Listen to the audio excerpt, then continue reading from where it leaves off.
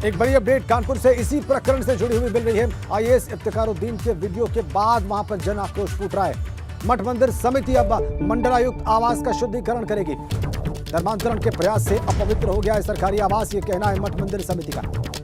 मंडलायुक्त के सरकारी आवास का हवन शुद्धि एवं गंगा जल से पवित्रीकरण का आज कार्यक्रम होना है। अखिल भारतीय मठ मंदिर समन्वय समिति की ओर से यह कार्यक्रम होगा। सुबह 10 बजे की बात कही जा रही है। सुरक्षा बढ़ा दी गई है कानपुर में कमिश्नर आवास की मठ मंदिर समिति की इस घोषणा के बाद से, जिसमें वो कह रहे हैं कि वो हवन पूजन करेंगे, आवास के भीतर गंगा जल से पवित्र किया जाएगा आवास को। वरिष्ठ आईएएस अधिकारी मोहम्मद इफ्तिखारुद्दीन का वीडियो सोशल मीडिया पर वायरल होने के बाद धर्मांतरण की पाठशाला की बात कही जा रही है। उत्तर प्रदेश सरकार के द्वारा एसआईटी का गठन कर दिया गया है। JL Meena, DG CB CID इसकी जांच करेंगे एडीजी जोन भानु भास्कर के साथ। और देखिए, आपको तस्वीरें दिखाएं, जहां का ये वीडियो कहा जा रहा है वहां की सिक्योरिटी बढ़ा दी गई है। मंडलायुक्त कार्यालय है ये कानपुर का और डॉक्टर राजशेखर इस समय यहाँ के मंडलायुक्त हैं। लेकिन आज यहाँ पर जनाक्रोश देखने को मिल सकता है। सुबह 10 बजे अखिल भारतीय मठ मंदिर समन्वय समिति के लोग यहाँ पर पहुंचेंगे और इस कार्यालय का कैंप ऑफिस जो कहा जाता है मंडलायुक्त का, वहां पर शुद्धिकरण की प्रक्रिया को अपनाने जा रहे हैं, शुद्धिकरण करने जा रहे हैं। और इसी के तहत यहाँ पर सिक्योरिटी बढ़ा दी गई है, सुरक्षा बढ़ाई गई है। 10 बजे का वक्त बताया गया है और सुरक्षा काफ़ी ज़्यादा बढ़ाई जा रही है, क्योंकि मठ मंदिर समन्वय समिति के लोग यहाँ पर जब पहुँचेंगे तो शुद्धिकरण करेंगे, पूजन करेंगे और गंगा जल का छिड़काव भी करेंगे। उनका साफ तौर पर कहना है कि यहाँ से हिंदू धर्म, सनातन धर्म के लिए जो बातें कही गई हैं, गलत बातें कही गई हैं और हिंदू धर्म की जो संस्कार है, जो संस्कृति है, उस पर चोट पहुंचाने की बातें कही गई हैं। इसलिए इस बंगले का, इस आवास का शुद्धिकरण बेहद जरूरी है। और इसी को देखते हुए पुलिस ने अपनी तैयारी करी है, क्योंकि मंडलायुक्त का आवास है और मंडलायुक्त के आवास पर इस तरीके का कार्यक्रम होना एक बहुत ही अलग बात कही जाती है। और साफ तौर पर ये जो मठ मंदिर समन्वय समिति है, इसके साथ ही आज शहर भर में कई जगहों पर पुतला दहन की बात कही जा रही है और पुतले भी दहन किए जाएंगे। पुलिस ने अपनी सुरक्षा यहाँ पर बढ़ा दी है और लगातार 10 बजे के वक्त का समय बताया जा रहा है जब मठ मंदिर समन्वय समिति के लोग यहाँ पर पहुँचेंगे और शुद्धिकरण करेंगे। इस बीच वो किताब जो लगातार सोशल मीडिया पर जिसका नाम चर्चा में आ रहा था, शुद्ध उपासना और शुद्ध भक्ति, उसके भी झलक सामने आ गई है, वो भी सामने आई है। और मोहम्मद इफ्तिखारुद्दीन के द्वारा लिखित ये बताई गई है।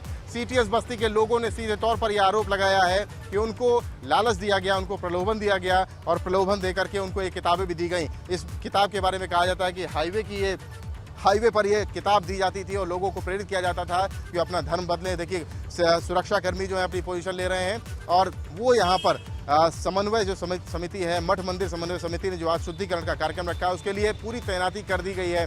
सुरक्षा को कड़ा किया जा रहा है, क्योंकि अब जन आक्रोश देखने को मिल रहा है कानपुर महानगर में। मोहम्मद इफ्तिखारुद्दीन के वीडियो सोशल मीडिया पर वायरल होने के बाद जो बातें सामने निकल के आई हैं, उसमें यह कहा जा रहा है कि धर्मांतरण की पाठशाला चलाई जा रही थी और इसीलिए अखिल भारतीय मठ मंदिर समन्वय समिति आज मंडलायुक्त कैंप ऑफिस का शुद्धिकरण करने जा रहा है।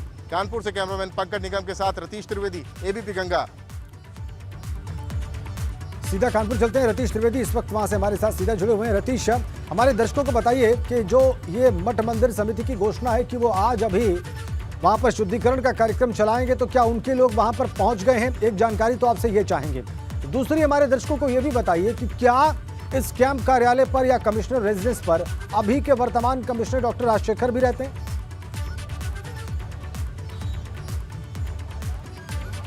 बिल्कुल, सबसे पहले आपके दूसरे सवाल का जवाब दे दें कि ये कानपुर जोन के जो मंडलायुक्त हैं कानपुर के, डॉक्टर राजशेखर, इसी कैंप ऑफिस में रहते हैं, इसी आवास में रहते हैं। ये आवास का आपको तस्वीरें दिखा रहे हैं और ये कैंप ऑफिस की तस्वीरें हैं। कैंप ऑफिस के ठीक बगल में ही आवास है और यहीं पर डॉक्टर राजशेखर जो मंडलायुक्त है कानपुर के, वो भी रहते हैं। और जो अखिल भारतीय मठ मंदिर समन्वय समिति ने बात कही थी 10 बजे यहाँ पहुँचने की, तो उसके प्रमुख यहाँ पर पहुँच चुके हैं। भूपेश अवस्थी हमारे साथ हैं, उनसे बात कर लेते हैं सीधे, क्योंकि उन्होंने कहा है कि जो सोशल मीडिया पर वायरल हुआ है वीडियो मोहम्मद इफ्तिखारुद्दीन का, उससे ये बंगला और आवास अपवित्र हुआ है, उसे पवित्र करने की बात कही है। उनसे सीधे बात करते हैं। भूपेश जी, सीधे तौर पे आपसे बात करेंगे कि आपने कहा कि अपवित्र हो चुका है, इसको पवित्र करने के लिए क्या करने जा रहे हैं? निश्चित तौर पर ये अपवित्र हुआ है। जिस तरह का कार्य यहाँ पर किया गया है, एक शिविर कार्यालय में शासकीय आवास है, और शासकीय आवास में इस तरह का कार्य किया जाना बिल्कुल उचित नहीं है, निंदनीय कार्य है ये। उससे बंगले को पवित्र करने की बात थी। डॉक्टर राजशेखर कमिश्नर साहब से हमारी बात हुई थी, उन्होंने कहा हमने बंगले को पवित्र कर लिया है और पवित्र के बाद हम लोग यहाँ पर रह रहे हैं। तो डॉक्टर राजशेखर से आपकी बात हुई तो उन्होंने कहा, उनका संदेश आया था हमारे पास और हमको ये बताया गया उनके प्रशासनिक अधिकारियों के माध्यम से कि बंगला शुद्धिकरण कर लिया गया है।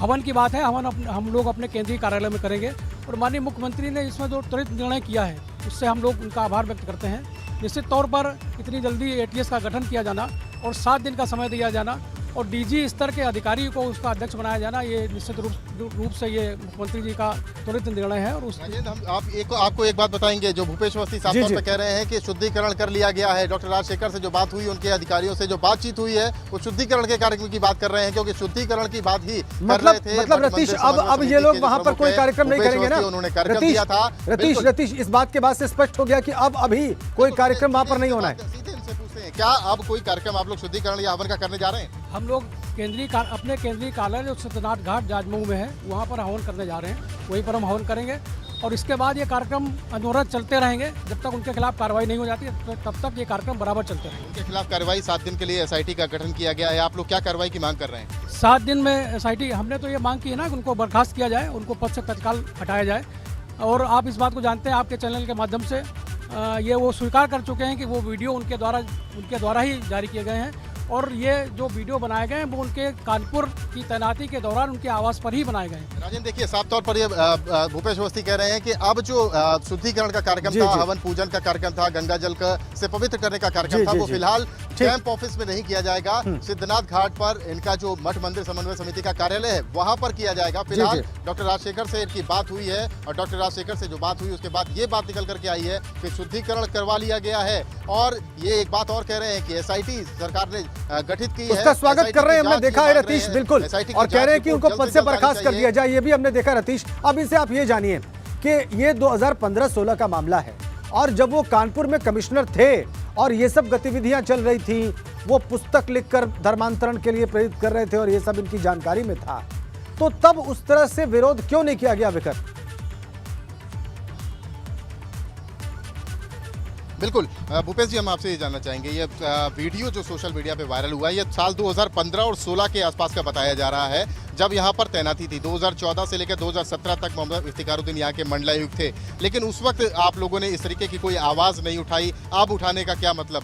नहीं, वो वीडियो मिला ही नहीं हमें। जब वीडियो मिला है तब ये बात उठाई गई। इस बात के भान आपको था कि ऐसी एक्टिविटी, ऐसी गतिविधियाँ यहाँ से की जाती हैं, मतलब आप वीडियो एविडेंस लेने की कोशिश कर रहे थे पाने की? वीडियो जैसा कार्य किया जा रहा है या वीडियो बनाया जा रहा है ऐसा आभास तो नहीं था, लेकिन ये आभास ज़रूर था कि उनकी जो गतिविधियां हैं वो राष्ट्र विरोधी है, देश विरोधी है। कई कार्यक्रमों में वो जहां पर जाते थे वहाँ सरस्वती वंदना अगर होती थी तो रोक दिया जाता था। वंदे मातरम जैसे कार्यक्रमों में, वंदे मातरम जैसे गान में वो बैठे रहते थे, उठते नहीं थे। तो ये बहुत सारे जहाँ सामाजिक संगठन है, स्कूल हैं जिनमें उनको चीफ गेस्ट बनाया जाता था, वहाँ ये सारी बातें सामने आती थी। आप बड़े आरोप लगा रहे हैं, क्या ऐसे किसी कार्यक्रम में जिसमें इफ्तिखारुद्दीन मौजूद रहे रतीश, और आप भी मौजूद रहे, आपने देखा कि ब्रेक के लिए रुकना है, सम्मान नहीं किया या सरस्वती वंदना नहीं की? नहीं, मैंने नहीं कहा, लेकिन आज ये खबरें भी अखबारों में छपी है। इन्होंने अपनी आंख से नहीं देखा, ये बिल्कुल जाहिर हो गया, लेकिन इस तरह की बात होती थी, ये बात ये कह रहे हैं कि इनकी जानकारी में ये बात आई है। ठीक है रतीश, बहुत बहुत धन्यवाद आपका।